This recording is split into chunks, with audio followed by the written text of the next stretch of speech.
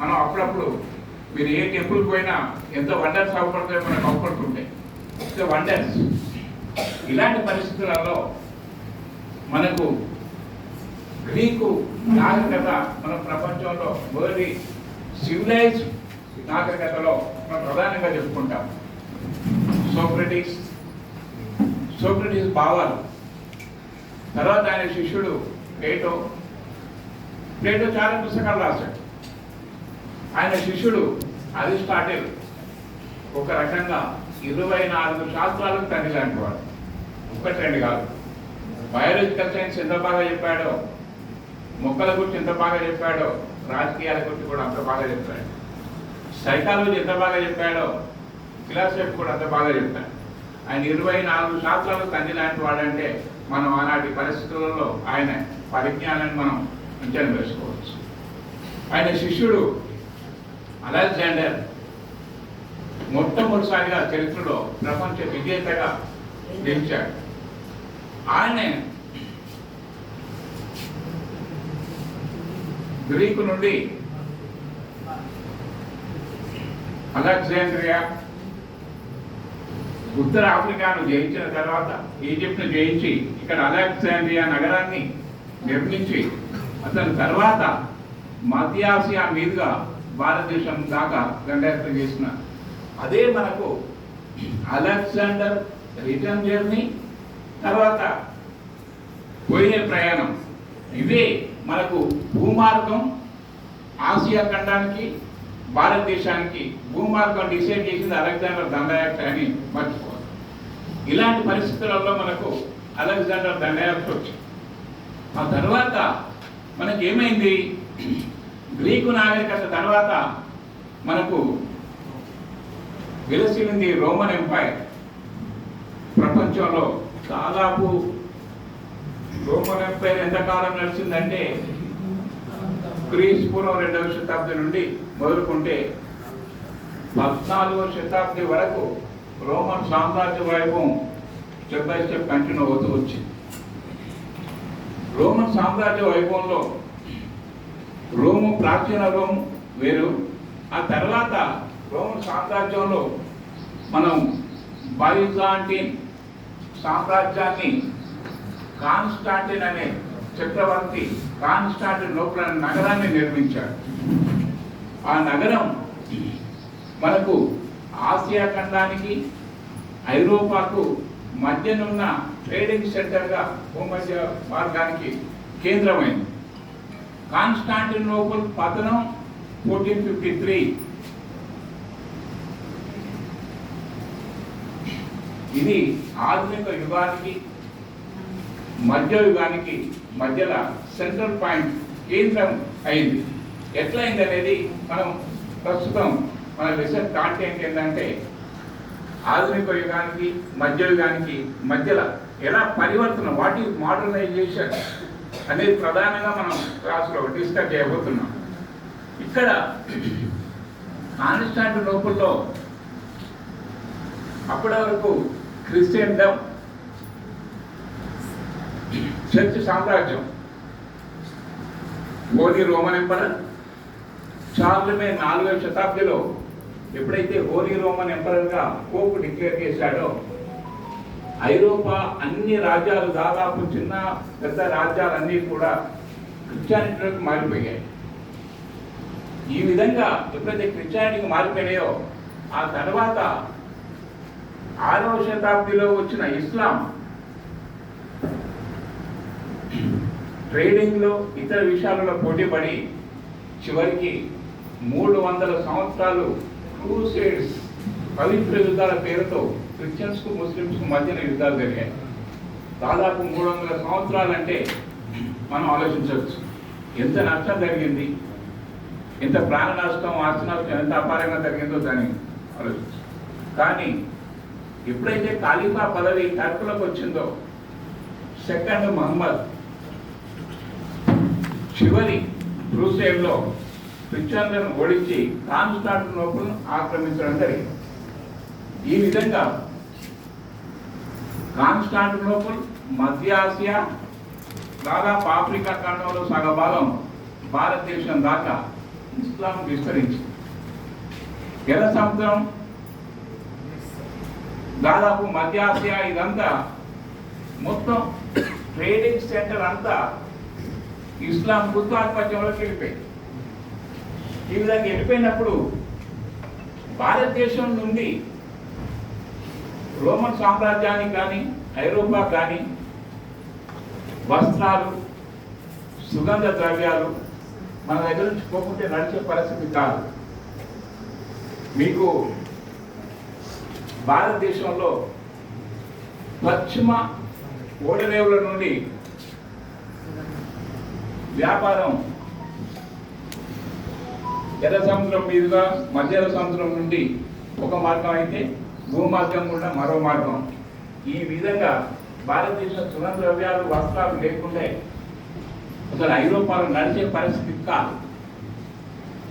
మీకు భారతదేశంలో శాతవాహన సామ్రాజ్యం, అంతకుముందు మౌర్య సామ్రాజ్యం ఎంత ఎగుమతులు చేసిందంటే ప్లీనీ అనే చరిత్రకారుడు చెప్తాడు ఒక మాట. ఆగస్టన్ రోమన్ చక్రవర్తి ఆస్థానంలో మన సరుకులు ఐరోపాకు పోయినప్పుడు ఎప్పుడైనా ఇంటర్నేషనల్ ట్రేడ్ అంతా బల్క్ మార్కెట్ పద్ధతి మీదనే ఆధారపడి ఉంటారు. కాబట్టి ఐరోపా నుండి మనం వ్యాపారస్తులు తెచ్చుకోవడానికి వాళ్ళ దగ్గర మన సరుకులకు పోటీ పడి నాణ్యతలో కానీ దేనిలో కానీ పోటీ పడే విధంగా ఏ సరుకులు లేవు. అటువంటప్పుడు వాళ్ళు బంగారం ఇచ్చారు. ఇంటర్నేషనల్గా గోల్డ్ ప్రామాణికం ప్రపంచంలో ఏ దేశానికి పోయినా, కాబట్టి బంగారం ఇచ్చారు. ఆ విధంగా బంగారం భారతదేశం వచ్చి పడింది. తర్వాత ఎంత బంగారం వచ్చి పడిందంటే గుర్తుల కాలంలో బంగారు నాణాలు ప్రింట్ చేసే అంతగా భారతదేశంలో బంగారు నిల్వలు ఉండిపోయినాయంటే మనం దాన్ని బట్టి ఆలోచించవచ్చు. కాయిన్స్ గోల్డ్లో ప్రింట్ చేసే స్థాయికి మన గుప్త సామ్రాజ్యం ఎదిగిపోయింది. అప్పటి వరకే భారతదేశం వచ్చిన బంగారం అంతగా ఉంది. అప్పుడు ఆగస్టు చక్రవర్తి ఆస్థానంలో ప్లీనీ అనే చరిత్రకారుడు ఒక మాట అంటాడు, భారతదేశానికి తరలిపోతున్న బంగారాన్ని ఇకనైనా ఆపండి, ఆ ట్రేడ్ని ఇంకా ఆపండి ఏదో క్రమంలో అని మొరపెట్టుకున్నాడంటే మన వర్తక వాణిజ్యాలు ఎంత బాగున్నాయో మనం దాన్ని బట్టి అంచనా వేసుకోవచ్చు. మీకు కరీంనగర్ శాతవాహనులకు ప్రధాన కేంద్రం. మీకు కోటిలింగాల నుండి కరీంనగర్ వరకు ప్రధానంగా గోల్డ్ కాయిన్స్ చాలా మటుకు బయటపడ్డాయి. ఇప్పటి వరకు మీరు కరీంనగర్లో కానీ ఎక్కడ మ్యూజియంలో చూసినా రోమన్ బంగారు నాణాలు ఎవిడెన్స్కు ఏ ఎగ్జిబిషన్లోనైనా ఎక్కడ మ్యూజియంలో అయినా మీకు అవపడుతుంటాయి. అంటే మరి రోమన్లు మన దగ్గర దాకా వ్యాపారం చేశారా? వాళ్ళ రాజ్యం విస్తరించింది అనుకోవచ్చా? కానీ వాళ్ళ నాణాలు ఇక్కడ దాకా వచ్చాయి, వాళ్ళ రాజ్యం రాలేదు. అంటే మన సరుకులు పోతే అక్కడికి సరుకుల ప్లేస్లో బంగారం వచ్చి పడింది. ఆ లెవెల్లో ఇండియన్ ట్రేడ్ అండ్ కామర్స్ ప్రపంచ ప్రసిద్ధి చెందింది అనడంలో ఎలాంటి సందేహం లేదు. అది ఎప్పటి వరకు పారిశ్రామిక విప్లవం వచ్చేదాకా భారతదేశం ప్రపంచాన్ని డామినేట్ చేసిన దాంట్లో ఎలాంటి సందేహం లేదు. ఈ విధంగా ఉంది. ఇక్కడ ఐరోపాకు కనీసానికి పూట గడవని పరిస్థితికి వచ్చింది మన సుగంధ ద్రవ్యాలు లేకుండా. సుగంధ ద్రవ్యాలు ఎందుకనేది మీకు తెలియదు కాదు. మిరియాలు, లవంగాలు, యాలకులు ఎక్కువ దేనికి వాడతాము. కాబట్టి వాళ్లకు లేకుండా నడిచే పరిస్థితి కాదు. అటువంటప్పుడు భారతదేశానికి ఎట్లాగో భూమార్గం అంతా ఇస్లాంలో చేతిలోకి వెళ్ళిపోయింది. వాళ్ళని ఓడించే శక్తి ఇప్పుడు ఇక్కడ ఏ రాజ్యానికి లేదు. కాబట్టి ఏదో సముద్ర మార్గం అయినా కనిపెట్టాలి అనే ఆలోచనలో ఐరోపాలో చాలా మందికి ఆలోచన వచ్చింది. ఆ క్రమంలోనే కాన్స్టాంటినోపుల్ పతనంతో కాన్స్టాంటినోపుల్లో ఉన్న మేధావులందరూ ఇక్కడ మళ్ళీ ప్రాచీన రోమ్కి వచ్చారు. ఈ విధంగా రోమ్లో మళ్ళీ రీథింకింగ్ బాగా బయలుదేరింది. పోప్ అంటే దేవుని దూత అయితే ఎందుకు ఓడిపోయాడు? హోలీ రోమ్ ఎంపరర్ దేవుని ప్రతినిధి అయితే ఎందుకు ఓడిపోయాడు అనే క్రమంలోనే మనకు మత సంస్కృతి ఉద్యమాలు వచ్చినాయి. తర్వాత సాంస్కృతిక పునరుజ్జీవనం వచ్చింది, జాతీయ రాజ్యాలు వచ్చినాయి. ఇటువంటిప్పుడు ట్రేడ్ అంతా మధ్య సముద్రంలో ఇటలీ, సిసిలీ ద్వయం, వెనిస్ నగరాల చుట్టే కేంద్రీకృతమైంది. ఇటలీ వైభవాన్ని చూసి ఐరోపాలో రాజ్యాలన్నీ అసూయపడేవి. ఎందుకంటే తేడంతా ఇక్కడే ఉంది, ఇక్కడనే డబ్బులు ఉన్నాయి. The tale of two cities, Charles Dickens నవల రాశారు. చాలా ప్రపంచ ప్రసిద్ధి చెందిన నవలలో ఒకటి. అప్పుడు ఆ నగరాల వైభవం ఎంతో దాన్ని బట్టి మనం అంచనా చేసుకోవచ్చు. అప్పుడు భారతదేశానికి జాతీయ రాజ్యాలు ఏర్పడే క్రమంలో పోర్చుగల్, స్పెయిన్ ప్రధానంగా ముందున్నాయి. ఇక్కడ అలెగ్జాండ్రియా నగరంలో ఒక పరిశోధనలు జరుగుతూ ఉన్నాయి. ఆ ల్యాబులలో పనిచేసిన ఇద్దరు మేధావులు గెలీలియో, కోపర్నికస్. వాళ్ళిద్దరూ సముద్ర తీరంలో అలెగ్జాండ్రియా ప్రయోగశాలలో వాళ్ళు నిరూపించింది ఏంటంటే భూమి గుండ్రంగా ఉంది అని నిరూపించడం జరిగింది. భూమి గుండ్రంగా ఉంటేంది, బలపరుపుగా ఉంటేంది, ఏంటి ఇక్కడ తేడా అనేది మనకు భారతదేశానికి ఎవరు బయలుదేరుతున్నా కూడా ముఖ్యంగా జాతీయ రాజ్యాలలో మొదటి స్పెయిన్. ఫెర్డినాండ్ ఇసబెల్లా వివాహ కారణంగా బలమైన రాజ్యాంగం ఏర్పడ్డది. వీళ్ళు అప్పుడు గ్రెనడా ప్రాంతాన్ని ఆక్రమించడంతో మొత్తం స్పెయిన్ అప్పటి వరకు చాలా బలమైన రాజ్యాంగం ఐరోపాలో మొదటి దశలో ఏర్పడ్డది. ఇసబెల్లా వాస్కో డి గామాకు ఎంత అంటే దాదాపు ఆనాడు రూబుల్స్ మన డాలర్స్ లెక్కేసుకున్న అప్పుడు 30,000 రూపాయల ఆర్థిక సాయం చేశారు. ఇక్కడ మన వరంగల్కి వచ్చిపోయింది ఒక ఆయన పెద్ద మనిషి, ఐరోపా నుండి, మార్కో పోలో. ఆయన రాసిన బుక్ ది ట్రావెల్స్. ఆ బుక్ ఐరోపా వాళ్లకు సముద్ర మార్గం కనిపెట్టడానికి, భారతదేశం ఎక్కడున్నదాన్ని ఐడెంటిఫై చేయడానికి అది ఒక గైడ్గా ఉపయోగపడ్డది అనేది ప్రధాన అంశం. తర్వాత ఎప్పుడైతే భూమి గుండ్రంగా ఉందనుకున్నాడో స్పెయిన్ నుంచి బయలుదేరిన కొలంబస్ భూమి గుండ్రంగా ఉంది, యూరోప్ ఎక్కడుంది, భూమికి ఉత్తరార్ధ గోళంలో ఉంది, భారతదేశం ఉత్తరార్ధ గోళంలో ఉంది. ఇది కొద్దిగా పైకి రావాలి, తర్వాత విషయం. అయితే ఈ రెండు అక్కడే ఉన్నాయి కాబట్టి ఇక్కడ నుంచి బయలుదేరితే మనం ఇక్కడ ఇటు సముద్రమే ఉంది, ఇటు సముద్రమే ఉంది కాబట్టి భూమి గుండ్రంగా ఉందా నిరూపించబడింది. కాబట్టి ఇక్కడ నుంచి బయలుదేరితే కొలంబస్ ఇక్కడికి వస్తానికి కలగన్నాడు. అతను 25 రోజులు ప్రయాణం చేస్తున్నాడు, ఇంకా రావటం లేదు ఇండియా. ఆడ ఉన్న దాదాపు 30-40 మంది 3 ఓడలలో ఉన్నారు. మనకేం కెప్టెన్ దొరికిండు, ఈయన సరిగ్గా డైరెక్షన్ ఇవ్వటం లేదు, మనం చెప్పిన మాట వినటం లేదు, తీసి సముద్రంలో పడేద్దామా అనే తిరుగుబాటు కూడా వచ్చింది అనే పరిస్థితులలో అప్పటి వరకే కొన్ని పక్షులు ఎగురుతూ అగుపడ్డాయి. పక్షులు ఎగురుతూ అగుపడితే అక్కడ భూమి ఉన్నట్టు లెక్క. కొన్ని చెట్ల కొమ్మలు కూడా కొట్టుకొస్తున్నాయి సముద్రంలోకి. ఆ భూమి దగ్గరనే ఉన్నదని ఒకరోజు ప్రయాణం చేయగానే భూమి వచ్చింది. అక్కడ మొట్టమొదటిసారి స్పెయిన్ జెండాను పాతింది. అది దానికి భైమా దీవులైన ఏవైనా వెస్ట్ ఇండీస్ అని పేరు పెట్టాడు. ఇండియా అనే పేరు పెట్టాడు ఆయన, ఇండియా దీవులు అనే పేరు పెట్టాడు. అతను రిటర్న్ పోయి నేను ఇండియాకు పోయొచ్చిన అంటే ఐరోపాలో ఎవరు కూడా ఇండియాకు పోయొచ్చినట్టు నమ్మటం లేదు. వీడు పిచ్చే ఉన్నట్టున్నది ఇండియాకు పోయొచ్చిన. ఇండియా అంటే ఎంత రిచ్ కంట్రీ, ఇండియాకు పోతే ఏదో పట్టుకు రావాలి కదా, పెన్నో పెన్సిల్ వస్త్రాలు సుగంధాలు ఏవో పట్టుకు రావాలి కదా. ఇప్పుడు అమెరికా పోయి వెళ్తారు, ఏం చేస్తారు, మీకు చాక్లెట్ పట్టుకొస్తారు అమెరికా నుంచి. మీకు విలువైన లేకపోయినా చాక్లెట్, అమెరికా చాక్లెట్, మధ్య లేదు దుబాయ్లో కొనుక్కొస్తారు, ఏదో అమెరికా గిఫ్ట్ మాట చెప్తుంది. అట్లాగే ఏదో గిఫ్ట్ ఉండాలి కదా. కొలంబస్ ఏం పట్టుకురాలేదు అక్కడ నుంచి.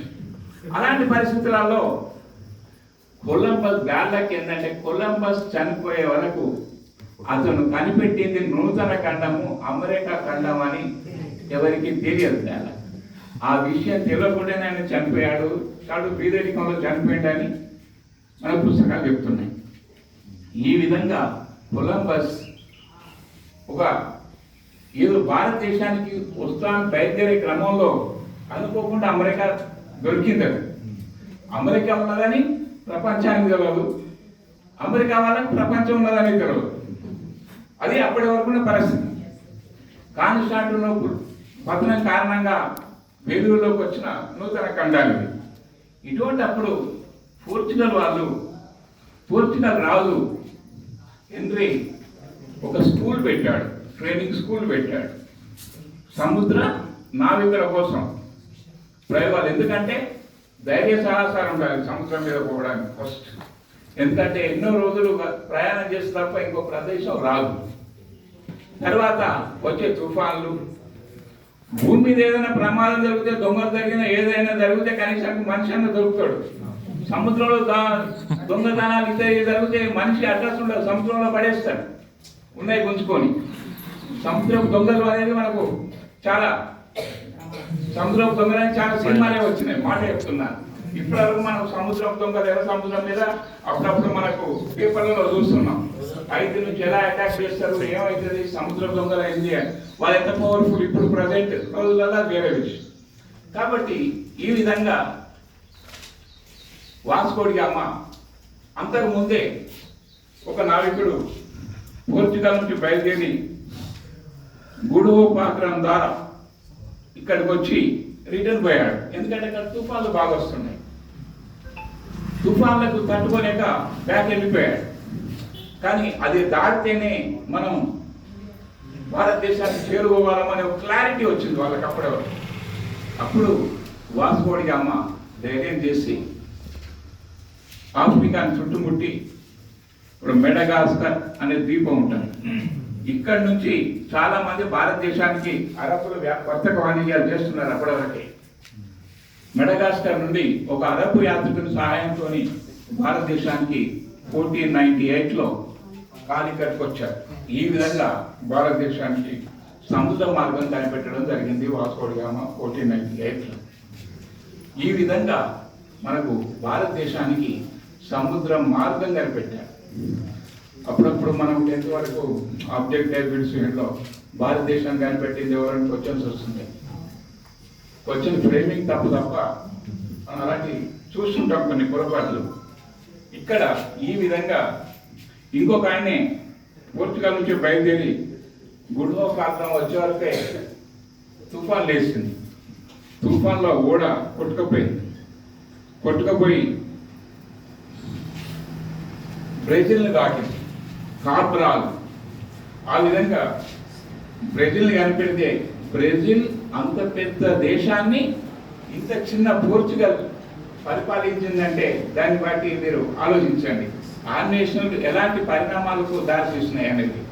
ఈ విధంగా దక్షిణ అమెరికా ఖండాన్ని, బ్రెజిల్ను కనిపెట్టిన ఘనత కాబ్రాల్. ఆయన పోర్చుగీస్ దేశం జెండా పాకాడు బ్రెజిల్ మీద, అది పోర్చుగీస్ కంట్రోల్లో ఉన్నది. అమెరికాను ఫస్ట్ పేజ్లో చాలా మటుకు కంట్రోల్ ఉంచుకునేది స్పెయిన్. ఈ విధంగా స్పెయిన్, పోర్చుగలే భౌగోళిక అన్వేషణలో అందరికన్నా ముందున్నారు. మరి ఈ విధంగా ఉంటుంటే దాదాపు 1502లో మరొకసారి Vasco da Gama second trip కూడా వచ్చిండు గవర్నర్గా. భారతదేశంలో చాలా ప్రయోగాలు చేసి భారతదేశానికి ఒక డిఫెన్స్ పాలసీ, హిందూ మహాసముద్రం సెంట్రల్గా ఒక డిఫెన్స్ పాలసీ ఏర్పాటు చేశారు. దాని ఈనాటి వరకు స్వతంత్ర భారతదేశం కూడా అదే డిఫెన్స్ పాలసీని ఆచరిస్తున్నారు. ఈ విధంగా మనకు భారతదేశానికి, కానీ భారతదేశం వచ్చిన తర్వాత దాదాపు 100 సంవత్సరాలు ఐరోపా వాళ్ళు ఎవరు కూడా రావడానికి సాహసించలేదు. ప్రధాన కారణం ఏంటి? ఎందుకు రాలేదు? పోర్చుగల్స్ వాళ్ళు వచ్చినాక మిగతా వాళ్ళు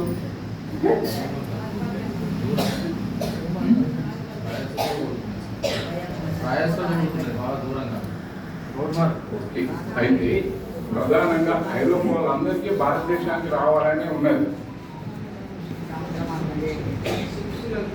east India Company of Portuguese వాళ్లకు పోపు పర్మిషన్ ఇచ్చారు. పోపు పర్మిషన్ ఇస్తే పోపు ఎన్ని సంవత్సరాలు ఇచ్చాడు? 100 సంవత్సరాల వరకు మీరు తూర్పు దేశాలతో వాణిజ్యం చేసుకోవచ్చు. East India Company of Portuguese అనే కంపెనీకి 100 సంవత్సరాలు. అంటే పోపు ఇచ్చిన మాటను ధిక్కరించే అధికారం, ఎదిరించే ధైర్యం కూడా ఆనాడు ఐరోపాలో ఏ రాజ్యానికి లేదు. కాబట్టి ఆ విధంగా 100 సంవత్సరాలలో గోవాను ఆక్రమించారు. బాంబేను వాళ్ళే ప్లానింగ్ ఇచ్చారు. బాంబే ప్రణాళిక నిర్మాతలు పోర్చుగీస్ వాళ్ళు. పోర్చుగీసు వాళ్లకు ఇంగ్లాండ్కి ఎట్లా పోయింది అది బాంబే?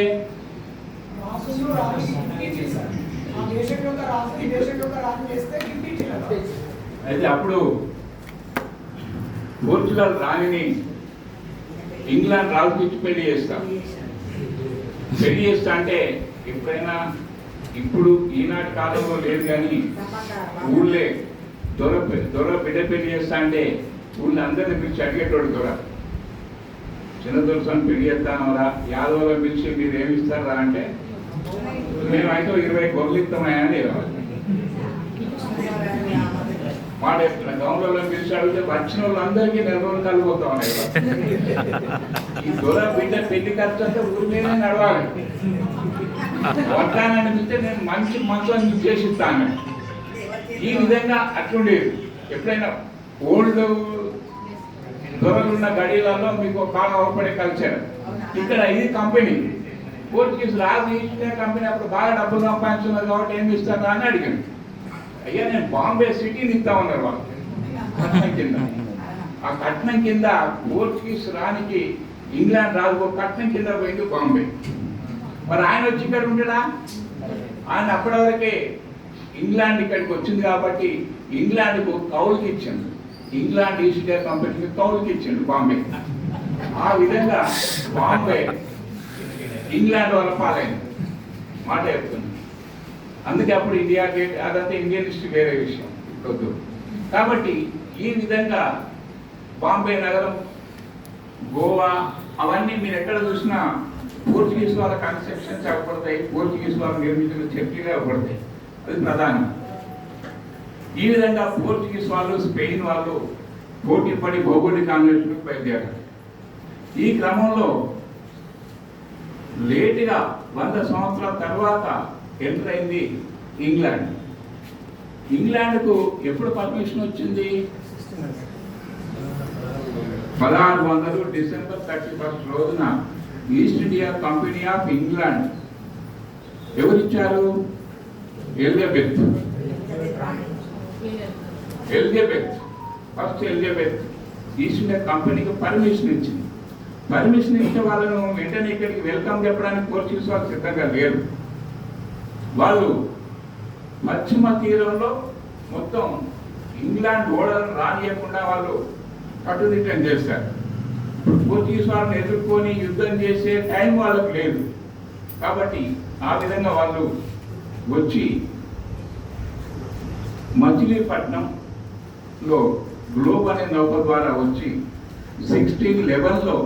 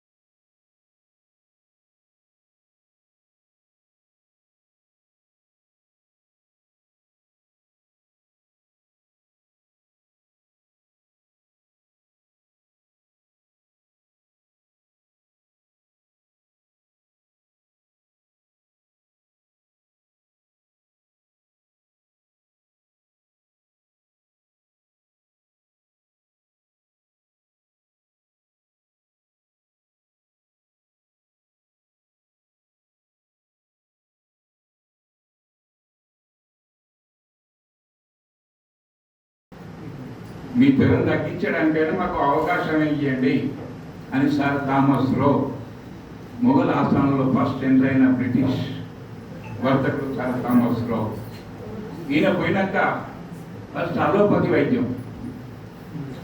ఓ ఇంజెక్షన్ ఇచ్చిండు. ఫస్ట్ ఇంజెక్షన్ స్టార్ట్ అయింది అక్కడ. ఇంజెక్షన్ ఇవ్వగానే జ్వరం తగ్గింది. మేము మన వరకు ఎమర్జెన్సీ అనుకుంటే ఇంజెక్షన్ తీసుకుంటాం, లేకుంటే లేదు, అది వేరే విషయం. సరే, ఆ క్రమంలో అప్పుడు రాదు కదా, మీకు ఏం కావాలో కోరుకోండి అన్నాడు. వాడు బంగారం పైసలు అడిగేదానికి రాలేదు. వచ్చిన వాడు వ్యాపారస్తుడు. సూరత్లో మాకు దుకాణం పెట్టుకోవడానికి పర్మిషన్ ఇవ్వండి, సూరత్లో ఎంట్రీ కావాలి ఫస్ట్. ఇప్పుడు బాంబే ట్రేడ్ సెంటర్ కాదు, సూరత్ అంతర్జాతీయ వాణిజ్య కేంద్రం సూరత్. కాబట్టి సూరత్లో ఆ విధంగా బ్రిటిష్ వాళ్ళు ఎంటర్ అయ్యారు వర్తక వ్యాన్. ఈ విధంగా సూరత్లో బ్రిటిష్ వాళ్ళు వచ్చిన తర్వాత 1602లో డచ్ వాళ్ళు వచ్చారు నెదర్లాండ్ కంట్రీ నుంచి. తర్వాత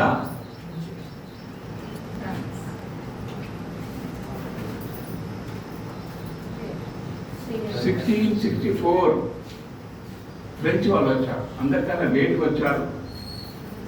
అప్పుడు రాజ్యం యొక్క హక్కులు కూడా వాళ్ళకు ఉండే. వాళ్ళు భారతదేశంలో ఇప్పటి వరకు ఫ్రెంచ్ ఎన్నికలలో భారతీయులకు కొన్ని ఓట్లు ఉన్నాయి. ఎక్కడి నుంచి ఉన్నాయి చెప్పండి?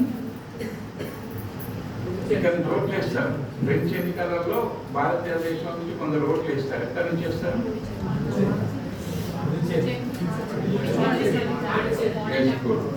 పాండిచ్చేరి. అంటే వాళ్ళు ప్రణాళికాబద్ధంగా వచ్చారు. అప్పుడు వాళ్ళు ముఖ్యంగా హైదరాబాద్ మీద కాన్సన్ట్రేషన్ చేశారు. బొస్సి మీకు బొప్పిలి యుద్ధం, ప్లాసీ యుద్ధం ఒక రకంగా రెండు ఒకటేసారి జరిగాయి. ప్లాసీ యుద్ధంలో ఇంగ్లాండ్ వాళ్ళు ఎంటర్ అయ్యారు, బొప్పిలి యుద్ధంలో ఫ్రెంచ్ వాళ్ళు ఎంటర్ అయ్యారు. ప్లాసీ యుద్ధం సినిమా రాలేదు, బొప్పిలి యుద్ధం సినిమా వచ్చింది. బొస్సి ప్రణాళిక, ఎత్తులు ఎత్తులు ఇవన్నీ ఎట్లా ఉన్నాయని. సరే, వందే భారత్ యుద్ధంలో ఫ్రెంచ్ వాళ్ళు ఓడిపోయి పాండిచ్చేరికి పరిమితం అయ్యారు. యానా పాండిచ్చేరికి పరిమితం అయ్యారు. ఇంగ్లాండ్ వాళ్ళు భారతదేశంలో స్థిరపడిపోయారు వందే భారత్ యుద్ధం తర్వాత. అప్పుడే మీకు చిన్నపట్నం అనేది ఫస్ట్ ఏర్పడ్డది. ఆ విజయనగరం చివరి రాజు దాన్ని పర్మిషన్ ఇచ్చాడు. పూట కట్టుకుంటా అంటే కట్టుకుంటాడు, బతుకుతాడుగా దుకాణం పెట్టుకుంటాడు అనుకున్నాడు. మొత్తం దేశాన్ని ఆక్రమించాలని వాళ్ళు అనుకోలేదు పాపం. ఆ తర్వాతనే చిన్నపట్నం, తర్వాతనే కలకట్ట, కవరత్తి మొదలగు 5-6 గ్రామాల సముదాయం బెంగాల్. ఆ విధంగా కలకట్ట వచ్చింది. ఈ విధంగా 2 ప్రధాన నగరాలను ఇంగ్లాండ్ వాళ్ళ వాణిజ్య కేంద్రాలుగా భారతదేశంలో ఏర్పాటు చేసుకున్నదని మనం తెలుసుకోవాలి. ఈ విధంగా ఉంటుంటే ఫ్రాన్స్ అన్నిటికన్నా లేట్ వచ్చింది. కానీ ఇక్కడ ఏం జరిగింది? ఫ్రాన్స్లో 1664లో ఎవరు పరిపాలిస్తున్నారు? 14వ లూయి పరిపాలిస్తున్నాడు. 14వ లూయి ఎంత గొప్ప చెప్పేవారికి అంటే ఎడతెగని యుద్ధాలు చేశాడు. ఐరోపాలో, రష్యాలో చాలా భూభాగాన్ని ఆక్రమించాడు. ప్రపంచంలో ప్రసిద్ధి చెందిన ఒక భవనాన్ని నిర్మించాడు. ఇది వర్సేల్స్ భవనం. వర్సేల్స్ భవనాన్ని నిర్మించింది 14వ లూయి. ఆయన ఆ 14వ లూయి ఆ భవనాన్ని నిర్మించి ఇంకా చాలా కట్టడాలు నిర్మించి ఎడతెగని యుద్ధాలు చేసి ఎంత అప్పుల పాలయ్యంటే అతను చనిపోయినప్పుడు శవ దహనానికి కూడా కోశాగారంలో డబ్బు లేని పరిస్థితికి వచ్చింది. ఎప్పుడైనా కొత్త కన్స్ట్రక్షన్స్ పోతుంటే ఇన్కమ్ సోర్స్ చూసుకుంటుంటే ఏదైనా అప్పుల పాలుగా తప్పదు, ఇంక్లూడింగ్ మా తెలంగాణ. మీకు మొఘల్ చక్రవర్తులు ఎంత గొప్ప వాళ్ళైనా ఎవరో కూడా తాజ్మహల్ కట్టించిన తర్వాత సహజంగా అప్పుల పాలయ్యారు. జనరల్గా ఏ పుస్తకం చదివినా కామన్ తెలియకుండా బుక్కులలో కూడా అప్పుడుతుంది. ఎర్రకోట వండర్, ఇప్పటివరకు కూడా చాలా పెద్ద కోట. తాజ్మహల్ ప్రపంచంలో వింతలలో ఒకటి. ఇవన్నీ బాగానే ఉన్నాయి. కానీ ఆయన చివరి దశలో అప్పుల పాలయ్యాడు. ఔరంగజేబు ఎలాంటి కన్స్ట్రక్షన్ చేయలేదు, మాట చెప్తున్నా. అతను వాటి జోలికే పోలేదు. యుద్ధాలు చేసుకుంటా దక్కన్ మీరు దాన్ని గోల్కొండని ఎట్లా ఆక్రమించాలి, బీజాపూర్ పల్లా ఇవన్నీ ఎట్లా ఆక్రమించాలని ప్రయత్నం అన్నాడు. అది మన కాంటెంట్ కాదు. సరే, ఈ విధంగా మనకు కన్సెప్షన్ ఎప్పుడు పోయినా దాన్ని చూసుకొని మనం అంచనా వేసుకోవడం చాలా ముఖ్యం. రాజులైనా మనమైనా మంత్రులైనా ఏదైనా సరే. అది